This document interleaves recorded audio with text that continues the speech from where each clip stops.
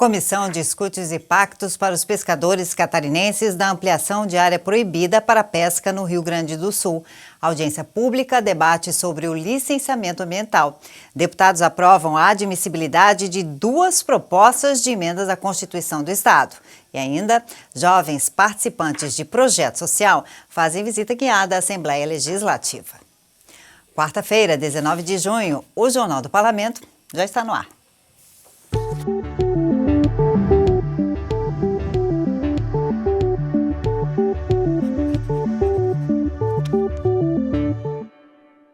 Olá, boa tarde.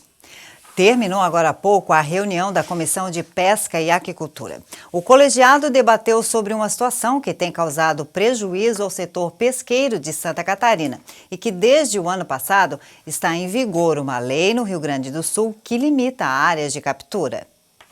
A Comissão de Pesca promoveu um longo debate sobre os reflexos da lei aprovada no Rio Grande do Sul. A lei amplia em 4 vezes a área de proibição da pesca de arrasto, aumentando o limite de 3 para 12 milhas náuticas da costa, o equivalente a 22 quilômetros. Precisa fazer um estudo jurídico para viabilizar também, porque se estiver causando realmente prejuízo à atividade pesqueira em Santa Catarina, é possível que o governador do estado, até mesmo a mesa da Assembleia, ingresse com ação judicial para tentar declarar eventual inconstitucionalidade dessa lei gaúcha. O debate foi realizado porque o litoral gaúcho é um dos principais pontos de atuação da frota catarinense. Existe uma estimativa do Sindicato dos Armadores da Indústria da Pesca de Itajaí região de que mais de 100 barcos de arrasto atuem no estado vizinho. E por isso, as limitações impostas pelo Rio Grande do Sul inviabilizam a pesca, já que a maioria das espécies ficam mais próximas da costa. A gente se baseia sempre na melhor informação disponível e a informação que a gente tem disponível já nos coloca numa situação de alerta do que a pescaria pode sim sofrer um risco, né, se ela não for bem gerida, né? Então é importante o setor estar em parceria também com a academia para a gente estar fazendo a gestão sustentável desse recurso. A Comissão de Pesca mobilizou um grande número de pescadores para participar do debate. Pescadores catarinenses, deputados e empresários demonstraram grande preocupação com a medida que impacta de forma significativa o setor pesqueiro catarinense. A mobilização para reverter os impactos da lei gaúcha vai continuar até que os estados de Santa Catarina e Rio Grande do Sul cheguem a uma solução. Estamos aqui fazendo um planejamento de ir ao Rio Grande do Sul, solicitar uma audiência com o governador e com a Assembleia Legislativa do Estado do Rio Grande do Sul, para nós chegarmos a um consenso. Afinal, há décadas, sempre trabalhamos em unidade, sempre crescemos, avançamos e temos muito na pesca extrativista a avançar. Então estamos hoje projetando essas 2 saídas. Uma é trazer a PGE, conversar, elaborar uma ideia, um plano de ação e, na sequência, irmos ao Rio Grande do Sul e conversar com os deputados do Rio Grande e solicitar essa audiência com o governador para debatermos ideias e chegar a um consenso. No dia 16 de julho, haverá outra discussão sobre o assunto. Será realizada uma reunião conjunta entre as comissões de Pesca, Trabalho, Turismo e Economia aqui na Assembleia Legislativa. E a Comissão de Turismo promoveu ontem uma audiência pública para discutir os reflexos da decisão do Superior Tribunal de Justiça de suspender os licenciamentos ambientais de áreas urbanas consolidadas. Empresários e municípios alegam que a decisão não leva em consideração as particularidades ambientais do Estado. A Comissão de Turismo e Meio Ambiente reuniu no plenarinho representantes de entidades empresariais, prefeituras, Ministério Público e Governo do Estado. A realização da audiência pública foi um pedido da Fiesc. Os empresários alegam que a economia e o desenvolvimento de Santa Catarina serão prejudicados com a suspensão dos licenciamentos ambientais em áreas urbanas consolidadas de Santa Catarina, que são aquelas áreas de preservação permanente à margem de cursos d'água que já sofreram intervenção humana, com construções, terraplanagens ou outras formas de ocupação. Com base num caso ocorrido na cidade de Lauro Miller, aqui no estado, o Superior Tribunal de Justiça decidiu em março que em questões envolvendo construções à margem de rio dentro de municípios prevalecem as regras do Código Florestal Brasileiro e não mais as regras da Lei de Parcelamento do Solo Urbano. Na prática, isso significa que a distância mínima entre as construções e os cursos d'água passa de 15 para pelo menos 30 30 metros, tornando ilegais edificações antigas e também novos projetos já licenciados. Tanto o Código Florestal Brasileiro como o Código Estadual determinam que o distanciamento mínimo das construções depende da largura do rio. Se o rio tiver até 10 metros de largura, por exemplo, o recuo de empreendimentos deve ser de 30 metros. Se o rio tiver de 10 a 50 metros de largura, a distância deve ser de 50 metros. Se o curso d'água tiver de 50 a 200 metros de largura, a distância das construções deve ser de 100 metros e assim por diante. Empresários e representantes dos municípios alegam que a mudança nas regras causa insegurança jurídica, num estado onde quase todas as cidades são cortadas por rios e ribeirões. Representantes de Balneário Camboriú e de outras cidades com características semelhantes querem a revisão da medida. Com exceção da cidade de Curitibanos, onde o rio não atravessa a cidade, todas as outras atravessam. Então nós de Balneário Camboriú temos o Ribeirão Marambaia. É um ribeirão já consolidado, mais de 50 anos se construiu ao redor. Então você querer compará-lo com o rio Amazonas, não tem sentido. A representante do Instituto do Meio Ambiente, Antiga Fátima, falou sobre o conflito legislativo que obriga o Estado a tomar decisões contrárias aos interesses dos municípios. A gente vai verificar as situações, se tem alguma situação de direito adquirido, se tem uma situação de área urbana consolidada, a questão da lei do parcelamento de solo, que ela é menos restritiva, que até então era aplicada. Essa decisão, ela põe por terra a questão da aplicação da lei do parcelamento de solo. Como o STJ vem recebendo inúmeros processos com questões parecidas, a tramitação de todos eles foi suspensa para que os magistrados elaborem uma norma única que sirva para todos os casos. A grande preocupação agora é que esta decisão final seja contrária aos interesses catarinenses. Há uma decisão agora que suspendeu todas essas decisões para que o Superior Tribunal de Justiça decida isso em recurso repetitivo. Mas se a decisão de recurso repetitivo do STJ for no sentido de confirmar as decisões que o próprio STJ vem dando, que considera inconstitucional a lei catarinense, parcelamento de solo urbano, nós teremos demolição de muitas áreas, afastamento de licenças ambientais que foram concedidas, e poderá criar um estrago enorme na geração de renda de Santa Catarina.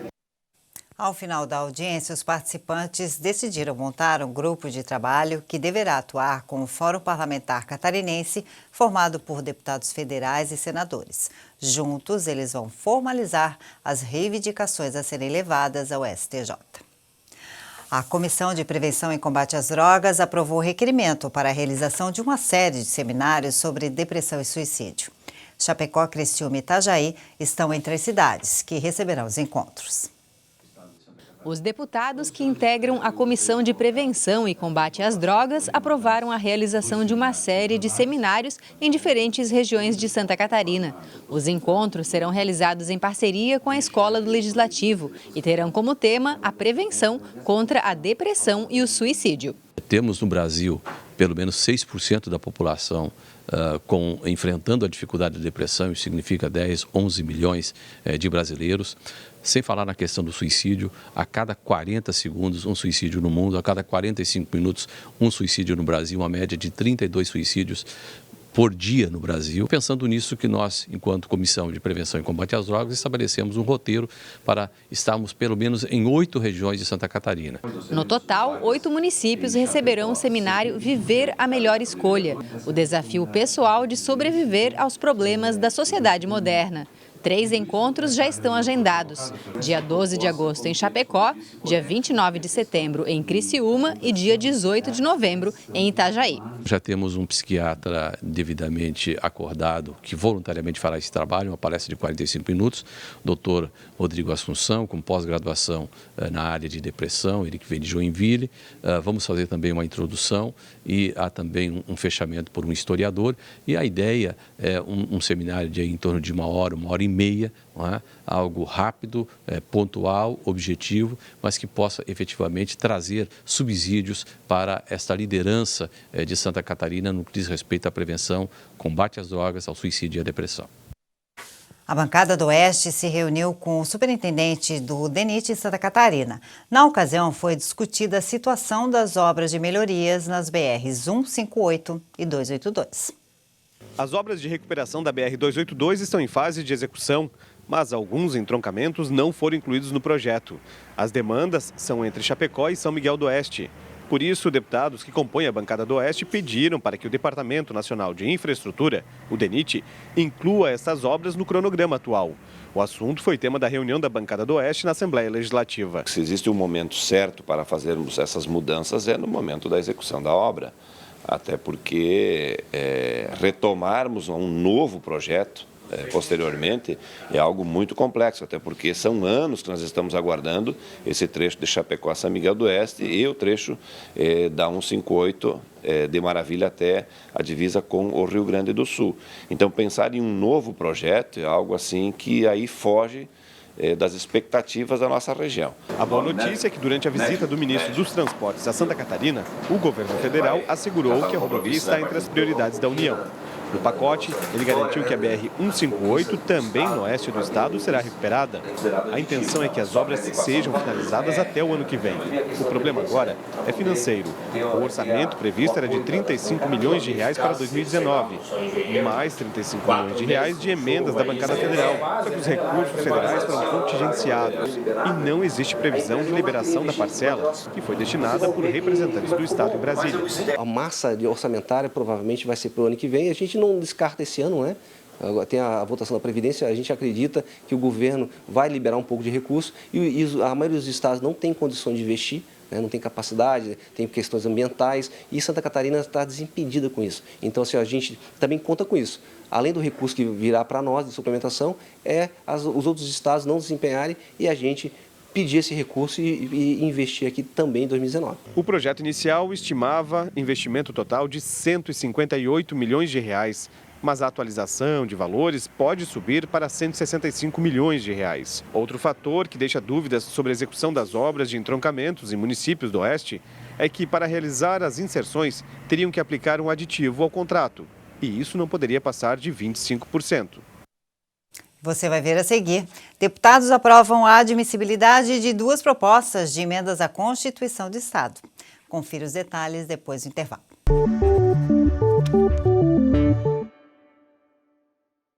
Os deputados admitiram ontem, durante a sessão ordinária, a proposta de emenda à Constituição do Estado que quer acabar com o efeito cascata no teto salarial dos servidores públicos. Com isso, a proposta segue em tramitação no plenário. Foi aprovada em plenário a admissibilidade da proposta de emenda à Constituição que pretende proibir o reajuste automático dos salários dos servidores que são beneficiados com o aumento do teto constitucional. A PEC é de autoria do deputado Bruno Souza e foi assinada por outros 15 parlamentares. Atualmente, conforme a Constituição do Estado, o teto salarial do servidor público catarinense é o salário recebido pelos desembargadores do Tribunal de Justiça de Santa Catarina, que equivale a 90,25% do salário mensal dos ministros do Supremo Tribunal Federal. Assim, quando o salário dos ministros do STF aumenta, o teto salarial dos servidores também acaba aumentando. Atualmente, esse teto equivale a R$ 35.300. A PEC do deputado Bruno Souza quer acabar com esse efeito cascata automático e condicionar qualquer reajuste no teto salarial à aprovação de lei específica. O objetivo é que a Assembleia Legislativa possa discutir o tema dos supersalários e que esses aumentos para quem já ganha o teto salarial do nosso executivo não seja automático, que nós possamos aqui como deputados, se é mais importante aumentar o salário de quem já ganha muito ou aumentar o salário dos professores, por exemplo, que tem um piso de R$ 2.400, R$ 2.500. Esse debate deve ser feito aqui e não deve ser feito de forma automática quando um juiz lá, um ministro no Supremo Federal aumenta o seu salário, isso vem repercutindo em cascata. Não pode ser assim. Com a admissibilidade aprovada em plenário, a PEC agora segue para tramitação nas comissões do Parlamento. Outra proposta de emenda à Constituição quer incluir a internet entre os itens da Política Estadual de Desenvolvimento Rural. A medida também foi admitida em plenário. A PEC é de autoria do deputado Márcio Machado e agora segue tramitando nas comissões do Parlamento. Não é um privilégio, mas sim algo que vem garantir, trazer estrutura, trazer qualificação. Então, eu estou muito feliz hoje com a admissibilidade da PEC. Logo, logo, nós estamos lutando para a aprovação da mesma. A divulgação de atos públicos e privados na internet pode passar a ser permitida aqui em Santa Catarina. A autorização está em um projeto de lei aprovado no Parlamento. Conforme a proposta, a publicação eletrônica deverá ser feita em sites de empresas jornalísticas registradas e que editem jornal digital periodicamente. O projeto ainda precisa ser sancionado pelo governo para ser transformado em lei. Significa maior transparência, mais economia e uma publicidade maior, fazendo com que o campo, né, seja muito mais abrangente, que muito mais pessoas tenham acesso, seja local, seja regional, estadual, seja no âmbito do Brasil ou até mesmo fora do Brasil. Ainda em plenário, os deputados repercutiram o anúncio do governo do estado de liberar recursos para a região de Joinville. O executivo vai investir cerca de 40 milhões de reais em obras de infraestrutura. O deputado Sargento Lima ocupou a tribuna para falar sobre o assunto. O acesso à área industrial de Joinville receberá o investimento necessário para a região. O deputado Sargento Lima disse que a estrada precisa de melhorias urgentes. Por esse motivo, indicou ao Poder Executivo que faça investimentos no local. E o governo anunciou que fará um repasse de cerca de 40 milhões de reais para revitalizar e duplicar o acesso à área industrial da cidade. O parlamentar comemorou o investimento, que é de extrema importância para a região. Toda a produção do nosso distrito industrial, ela toma vazão em direção à BR-101, pode ir para o sul, pode ir para o norte do país, pode ir para o Porto de Itapoá, Porto de São Francisco do Sul, aquele é todo o caminho. E também o que é produzido nas outras regiões do estado, que vem para o Joinville para ser consumido, né, também utiliza aquele mesmo acesso. E a Assembleia Legislativa recebeu a visita de jovens do Morro do Mocotó em Florianópolis, que vieram conhecer de perto o trabalho dos deputados. Eles participaram do curso de Informática e Desenvolvimento Pessoal, idealizado pela Associação Amigo da Criança e do Adolescente, em parceria com o Sindalesc. Por meio do Sindicato de Servidores da Assembleia Legislativa, cerca de 30 estudantes recebem curso de informática e de empregabilidade e têm a oportunidade de fazer uma visita guiada no parlamento. O projeto piloto possui 2 turmas, uma de manhã e outra à tarde, que se reúnem terças e quintas-feiras. A iniciativa é uma parceria com a Associação de Amigos das Crianças e Adolescentes do Morro do Mocotó com o Sindalesc. Nós achamos importante mostrar o universo da política e como cada um deve participar da política na sua comunidade para obter aquilo que eles desejam, né? Esse é o nosso objetivo. A visita poderia ser resumida em curiosidade e descoberta. O Morro do Mocotó é vizinho da Assembleia Legislativa em Florianópolis. Muitos dos estudantes vieram pela primeira vez e outros, mesmo conhecendo, não faziam ideia que é no parlamento que a vida das pessoas pode mudar. Um olhar diferente, né? Agora eu sei que tudo que ocorre em Florianópolis é desse daqui. Né? Se para o Canaã é novidade, muitas ações do parlamento, para Maria Júlia não. Ela também é da comunidade. Atenta às atividades, participou do programa Antonieta de Barros, que seleciona estagiários para trabalhar na Assembleia. E foi selecionada. A maioria das pessoas que moram aqui no Morro do Mocotó não conhece aqui a Assembleia, nunca vieram aqui. Hoje é uma experiência para a gente vir aqui visitar, tendo votação, ninguém nunca viu isso na vida, só vê pela televisão, assim. E é muito bom para a gente. O curso desse grupo está na fase final, mas os idealizadores do projeto já trabalham para que no próximo semestre outros estudantes possam participar da proposta e conhecer o dia a dia da Assembleia Legislativa, além dos serviços prestados. E o Jornal do Parlamento termina aqui. Eu te encontro 6h45 no TVO Notícias. Boa tarde.